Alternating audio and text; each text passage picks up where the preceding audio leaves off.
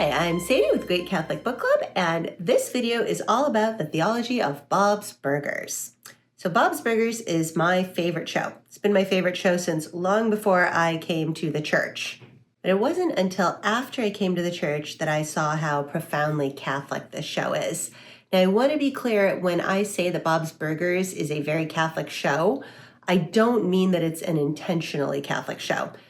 It's actually not intentionally Catholic at all. There's plenty about it that portrays things that are in complete contradiction to Catholic teachings. Nevertheless, it is a show that is so Catholic that it helped draw me into the church. This is going to be a multi-part series. I'm going to probably end up doing like a dozen videos on Bob's Burgers, and they're all going to be deep dives on different aspects of the theology of Bob's Burgers. This particular video, I want to talk about Bob's Burgers and the teachings of the Catholic Church on marriage and family. And that is a very rich topic for this show. Let's get into it. I want to first describe what the show is about. So Bob's Burgers is a show about a family. There's Bob Belcher, the patriarch of the clan, and his dream is to open a hamburger restaurant. And so he runs this restaurant along with his wife. They work together, and this is their home business. They rent out a building, and the restaurant is on the ground floor, and the apartment they live in is above the restaurant. They have 3 children that help them run the restaurant. Their oldest is Tina, who is 13, and she is very awkward and has classic oldest child syndrome of being very rule conscientious and very diligent. And as an oldest child myself, I can really relate to this. They have Gene, who is 11, and he is the classic attention-seeking middle child. And then there's Louise, who is 9, and she's the youngest, and she is the hellraiser. She's the one that comes up with all of the daring and not terribly ethical ideas for the kids to do. So a lot of storyline hijinks revolve around the ideas that Louise comes up with. But the point is, it's a family, and they're working together, and they're working to support this dream of a restaurant. This show centers around the marriage and family of the characters. The warmth that they bring to their community, the love between Bob and Linda, the way that they all work together as a team to support this family dream is just one of the most riveting and heartwarming parts of the story, because they all share this family dream. And the supporting characters that are the closest, the most frequently written into the show, are all divorced and miserable. So there's Teddy, the handyman, whose divorce was very painful. In many episodes, practically every episode that Teddy's featured in shows that he is not over his divorce. There was wrenching, deep emotional pain. He would do anything to have his ex-wife back or anybody in his life. You know how my ex-wife Denise left me for some guy that's into boats? Well, he owns a bar on the docks on Menemshawina Island. Denise works there too. We can swing by there in this really cool boat I have now. That might be fun, right? Right? That might be fun now that I think about it for the first time, right? Yikes. Whoa. Great, it's settled. Setting a course for my ex-wife's boyfriend's waterfront bar. He really is drawn to the Belchers because the light and warmth of their family is something that he can really anchor himself on. And the other character is Jimmy Pesto, who is a man that owns a competing restaurant across the street. He is portrayed as this very soulless, materiality-obsessed person who has submerged or subsumed his need for human connection and warmth with the acquisition of material goods. So, yeah, the divorced guy with a sports car. In every episode, he antagonizes Bob, and it's pretty obvious that he's very jealous of Bob because Bob has this beautiful marriage and this beautiful family. That feels great. Bob! Yeah? Well, you still here? Yeah. What the hell are you doing? Nothing. I was just... You're gonna break it. It's made for regular people, not whatever you are. Okay, but I can't get up. I think it's jammed. I'm stuck. You're stuck. That's hilarious. Ow! Stop making me laugh. Jimmy, just tell me how to get down or come over and help me. Hello. I just had hernia surgery. No heavy lifting. Jimmy, can you just... Ow! All the blood is rushing in my head. This is torture. Oh, ow. Jimmy, help! Help! Help! It's not funny! Okay, where is he? Bob, your wife's here to see how stupid you look and probably divorce you. Hey, Linda. Both of these divorced characters, and there's other unhappy divorced characters. I mean, there are other pants stores at the mall, right? Yeah. You know, I hear there's one where they serve you champagne. Just checking on you, gentlemen. I brought these. They're chinos treated with stain guard. I noticed the pants you came in with were somewhat stained. So what if they are? Go to hell. We're going to the champagne pants store. I think you should wait for your wife to return. Yeah? What do you think I've been doing for the last 5 years? Let's do this. Now, there are other married couples in the show. I wouldn't say there aren't any. But the central focus is on this marriage and this young family and with their children and how they're working together. And this family gives off this warmth and light to their whole community.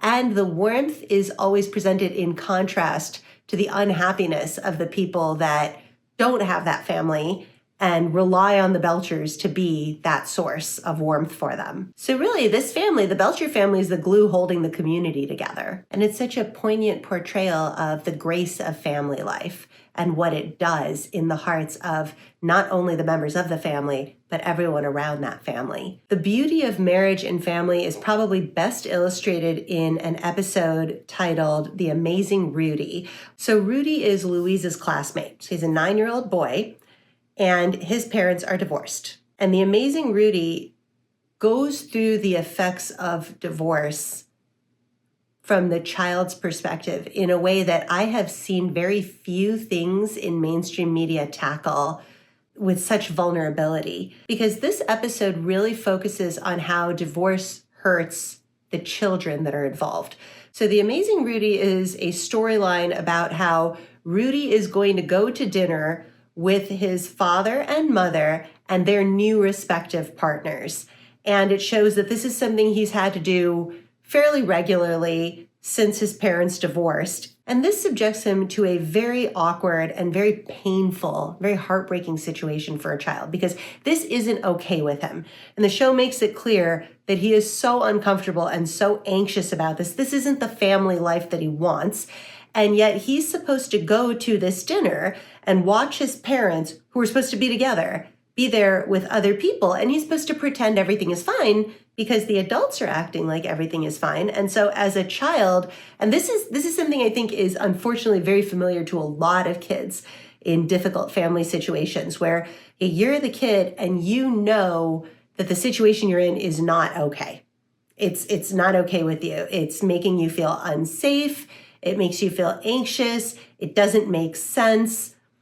At the same time, the adults around you are making it clear that they think it's fine and you'd better act like it's fine. And so you as a child are in this terrible situation of having to pretend outwardly that you're going along with everything and everything's okay, but internally things are not okay. And you know it's not okay to show how not okay you are. So, I mean, this is just like classic childhood gaslighting and invalidating for so many children and just feeling so alone in this. And so here is Rudy in this situation. And what he does to cope with it is that when he has to go to these dinners, he puts on a magic show.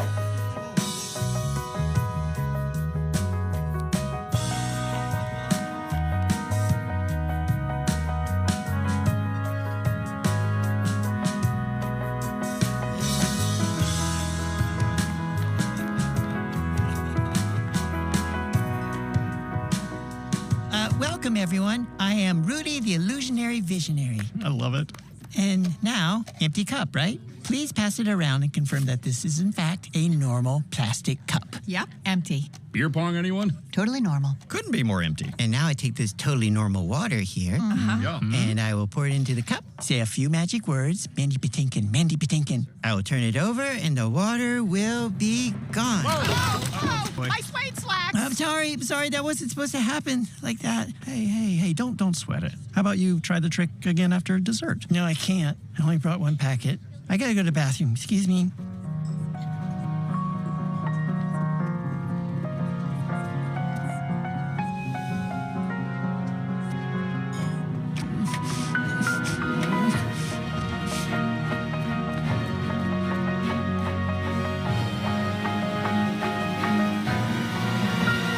And so he runs away.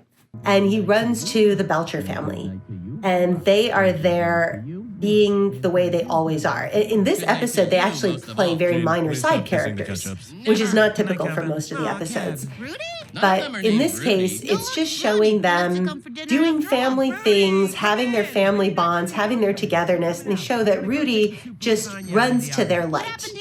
You know, that there's this solid anchor of a family, mom and dad that love each other and love their kids. And he knows he can count on that. He knows that he can go there and they're going to love him and they're going to be there for him. And I don't want to give away the whole episode, but, you know, it's a really...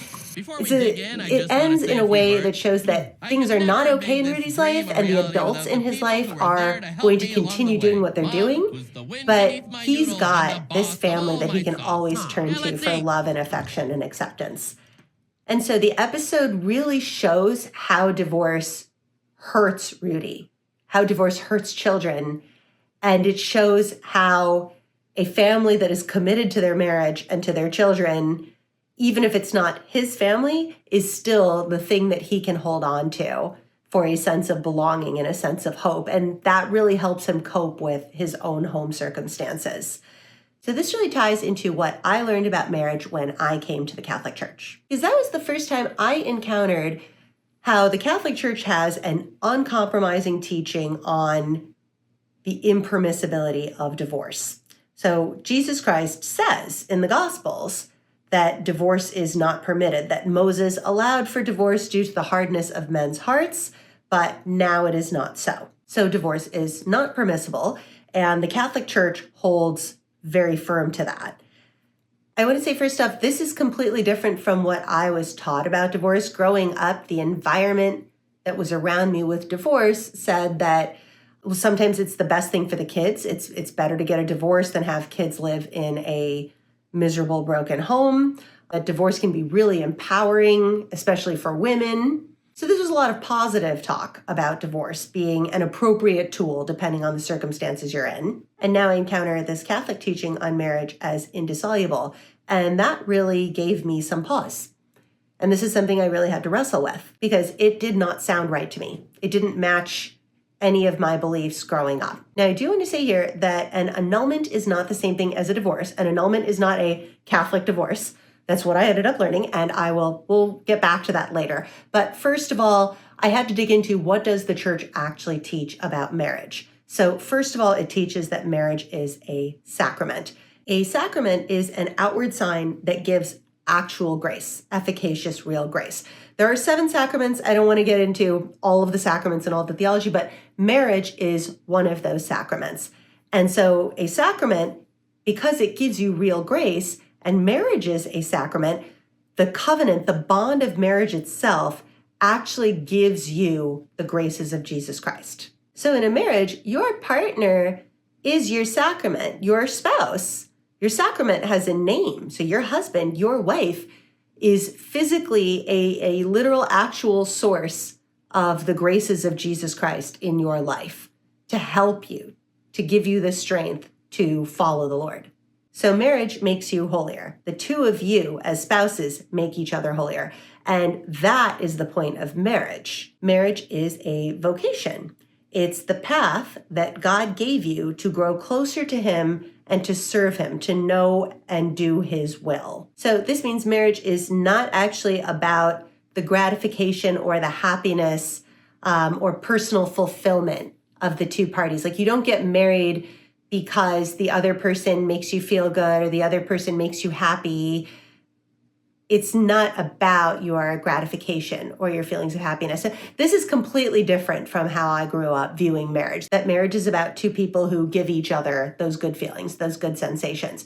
The Catholic view of marriage is that you get married if that is the way you are called to serve the Lord and grow closer to the Lord. And not everybody is called to marriage. This is another thing that is unique about Catholic teachings that I had never heard of before. There are different vocations. You might be called to the vocation of marriage, but you might be called to the vocation of holy orders. Like you might be a priest. That's how the Lord is calling you to serve Him and draw closer to Him. You might be called to religious life, like to become a monk or a nun. And that is how you're called to grow closer to the Lord and serve his will. You might be called to a consecrated single life out in the world. Not everybody has one path to holiness. And this is so different from how I grew up, because what I always believed in the general culture was everybody's supposed to get married. Right? That's what everyone's supposed to do. And if you don't get married, there's something wrong with you. There's something weird about you. And not just marriage necessarily, but if you don't, if you're not in a romantic relationship of some sort, then there is something lacking in your life. There's something wrong with you. Everybody is called to be in a romantic relationship. And what the Catholic Church teaches is that is not true. Now, getting back to annulment, an annulment is not a divorce. An annulment means the marriage was unlawful in the first place. This is something else that blew my mind about what the Catholic Church teaches on marriage, because an annulment is granted when the conditions at the time of marriage, they're not talking about what happened years later into your marriage, but at the time that the marriage bond was formed, were the conditions appropriate for a lawful marriage? So this really revolves around consent and formation. Did you understand what a marriage actually is? Like, did one or both parties walk into the marriage thinking divorce is acceptable? Was there a prenuptial agreement?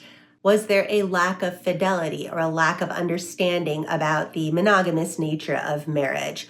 Was the marriage not open to life with children? As far as consent issues, was one or both parties hiding some critical information? Like, was one spouse, hiding an addiction or other pertinent information where, had that information been known, the other person would not have consented to get married? Was there undue pressure, like social pressure? Was there an unplanned pregnancy and some sort of coercion to marry?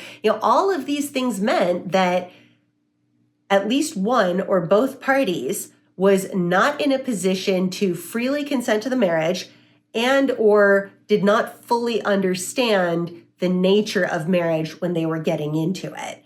And under those conditions, you don't have a lawful marriage. But if those conditions are met, then it is valid and it is indissoluble. And the more I dug into these teachings, the more I dug into what the church considers a valid marriage and why, and what the church teaches about the sacramental nature of marriage, the more it really appealed to me, the indissolubility of it, because it's an uncompromising standard.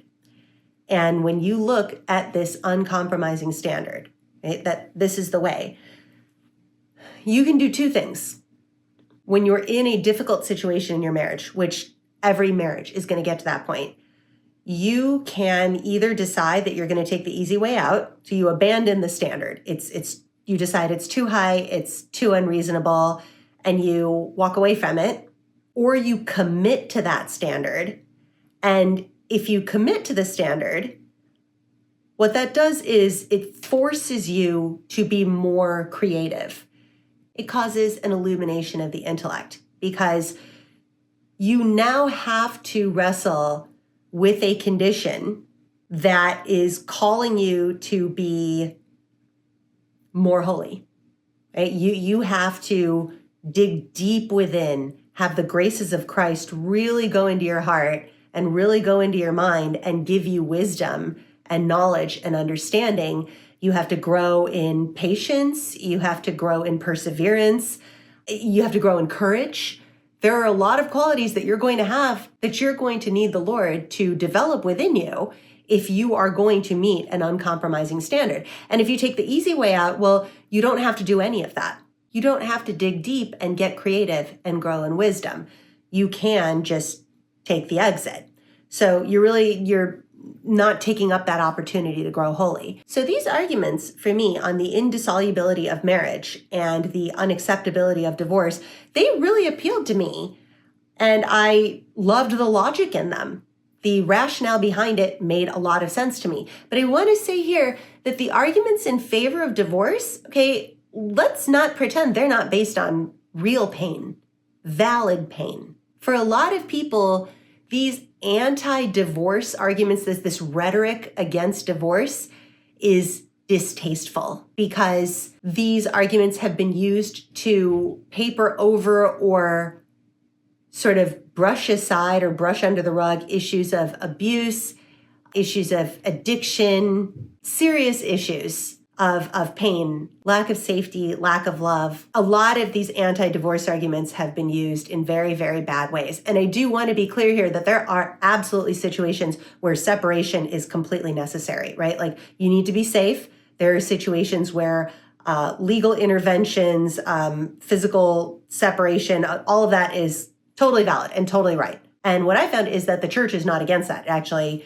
does teach that there are situations where that's exactly what you need to do. You're not helping anyone or honoring marriage by being forced to be in an unsafe situation. But regardless, for a lot of people, arguments against divorce come off as disingenuous. Like we've all heard the argument of, well, you should stay married for the sake of the kids. And of course, there are a lot of problems with that. I mean, I can look back at my own childhood and I can look at my parents who were very unhappily married. And the argument that, I'm staying together for the sake of the kids, translation, I'm too cowardly to do some really hard things about the negative and destructive situation going on in my home. Because kids don't want to live in a miserable, tense home, particularly where there's a lot of fighting, there's a lot of hostility, a whole lot of unhappiness. That's not good for kids. And in many of these cases, this is used, as a child, you feel used and unseen because you're hearing that your parents are saying they're staying together for your sake, but at the same time, they're not really seeing your pain and how unhappy you are and how afraid you are and how miserable things are for you. They're staying together for different reasons, right? For convenience or for they're codependent and addicted to each other. Whatever it is, they are staying together for different reasons, kind of having like a borrowed nobility of getting to say that it's for your sake. And then as a child, again, like talk about the gaslighting of childhood, right? You're being told that something is being done for you, but your actual needs are completely ignored because it's not okay. And so in cases like that, that is a lot of ugliness being ignored and being avoided under the guise of championing the sanctity or indissolubility of marriage. And there are other really negative scenarios where the indissolubility of marriage or the impermissibility of divorce is used inappropriately. For example, one party could use this idea of the permanence of marriage to coerce the other person to stay in an unsafe or unhealthy situation that is destructive to them. There's oftentimes a lot of that sort of religious coercion or societal coercion for a person to stay in a marriage that is not safe and not healthy. There's also cases where a person might take advantage of the fact that their spouse believes in the indissolubility of marriage and their spouse takes that sacrament really seriously and that bond seriously. And so they use that as an excuse to say, well, I can get away with anything. No matter what I do, no matter how much I hurt or mistreat my partner is never going to leave. And so you're taking advantage of the fact that the other person is more invested in the relationship in order to get away with really abusive and inappropriate behaviors. So in all those cases, the logic of the world is you need divorce in those cases. You need to be able to end this thing and walk away because otherwise these abusive and destructive scenarios are being promoted. Now, obviously, those inappropriate, those destructive, abusive scenarios are not what God intends. When the Lord made marriage indissoluble, when Jesus Christ stood there and he said that divorce is not permitted, he did not mean that divorce should be used as a device of religious coercion to justify or allow abuse to thrive, to allow children to live in destructive, terrible circumstances, that the religious teachings on marriage should be used to be a coward, to engage in deep sin, to harm another person, to refuse to stand up for yourself. Worst of all, that the teachings on the indissolubility of marriage should be used to justify completely ignoring the well-being of children for the convenience or so that the needs of adults could be met at the expense of the children. That's not what God intended. Christian beliefs on marriage should not be used to maintain an empty facade, like a fake front of a marriage and a family that does not genuinely exist. The point of the teaching, the point of being called to this high standard of marriage as a sacrament, as an indissoluble bond, is a call to us to rise to our best selves. Because marriage is a sacrament, because it is indissoluble, it calls you to make some really hard choices to grow in virtue. It's a high standard of accountability. It means that sometimes, oftentimes, you have to really do things that are difficult in order to make sure that you are growing in holiness and for your spouse's well-being so that they are growing in holiness. So you think of the story of Abigail from the Old Testament. Here's Abigail watching her husband make terribly destructive choices due to the sin of pride, of egoism, of temper, of anger, and to have no regard for the well-being of his family, of his people, or even of himself. And she has to go behind his back and completely defy him and beg King David for her life and for the lives of the people. So sometimes in a marriage, you might have to look at your spouse who is narcissistic or sociopathic or some delightful combination of both and is on a path of complete destruction for the family. To preserve marriage, because it's an indissoluble bond, you're going to have to stand up against that and do some really difficult things. And that is the holy and right thing to do, even if your spouse really, really doesn't like what you did and might have serious problems with it. Or like Adam and Eve, there might be a situation where your spouse, due to fear or ignorance, is urging the two of you to take some less than ethical action, some choice that is not truly in your long-term best interest. And what you might have to do as a spouse is turn to your partner and say, look, this is not right for us. We shouldn't do that. What Adam should have done with an indissoluble bond to Eve is say, look, this isn't right. We can't do this. We know it's not right. Look, you put the apple down and I'm going to talk to this serpent and I'm going to deal with this myself, but we're not going to do this. Sometimes you have to risk rocking the boat. Sometimes you have to risk doing some really difficult things because that is the commitment that you've made to your holiness and to the holiness of your spouse. And in both of those cases, that's so scary that just walking away would definitely be the easier way out. But what an opportunity you'd miss out on to really grow in courage. Marriage, the indissolubility of it gives you an opportunity to learn boundaries, to learn assertiveness, to learn what your values are, to learn what you really stand for, and to help yourself and your spouse really be held to that standard of accountability. That's how you make each other holy. And that indissolubility is how you are able to do those hard things. And again, I want to make it clear here, I'm not just talking out of pocket. I know how hard things can be. I mean, it's this upcoming Sunday, February 2nd. I don't know when this video is going to drop, maybe around February 2nd, but my husband is going to celebrate 3 years sober on that day, which is amazing. And we were separated for 18 months during the beginning of this process. And that was hard. Okay, we both had to do some serious growth, and there's a lot of rebuilding, and there's a lot of fresh foundation that had to be built of trust, of building together. So, I mean, was that easy to do? No, that was really, really hard.